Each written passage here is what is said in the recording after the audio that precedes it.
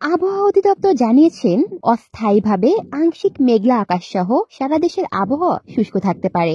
রাতের তাপমাত্রা সামান্য কমতে পারে এবং দিনের তাপমাত্রা প্রায় অপরিবর্তিত থাকতে পারে।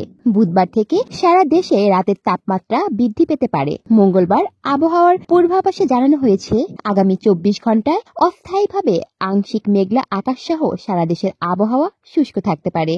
শেষ রাত থেকে ভোর পর্যন্ত দেশের নদী অববাহিকার কোথাও কোথাও হালকা কুয়াশা পড়তে পারে। সেই সঙ্গে সারা দেশে রাতের তাপমাত্রা সামান্য হ্রাস পেতে পারে এবং দিনের তাপমাত্রা প্রায় অপরিবর্তিত থাকতে পারে। আগামীকাল বুধবার সকাল 9টা থেকে পরবর্তী 24 ঘন্টার আবহাওয়ার পূর্বাভাসে বলা হয়েছে, অস্থায়ীভাবে আংশিক মেঘলা আকাশ সহ সারা দেশের আবহাওয়া শুষ্ক থাকতে পারে। তবে শেষ রাত থেকে ভোর পর্যন্ত দেশের নদী অববাহিকার কোথাও কোথাও হালকা কুয়াশা পড়তে পারে।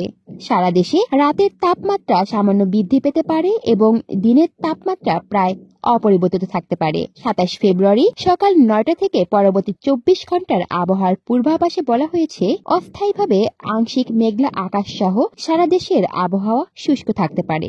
তবে শেষ রাত থেকে ভোর পর্যন্ত দেশের নদী অববাহিকার কোথাও কোথাও হালকা কুয়াশা পড়তে পারে। সেই সঙ্গে সারা দেশে রাতের তাপমাত্রা সামান্য বৃদ্ধি পেতে পারে এবং দিনের তাপমাত্রা প্রায় অপরিবর্তিত থাকতে পারে।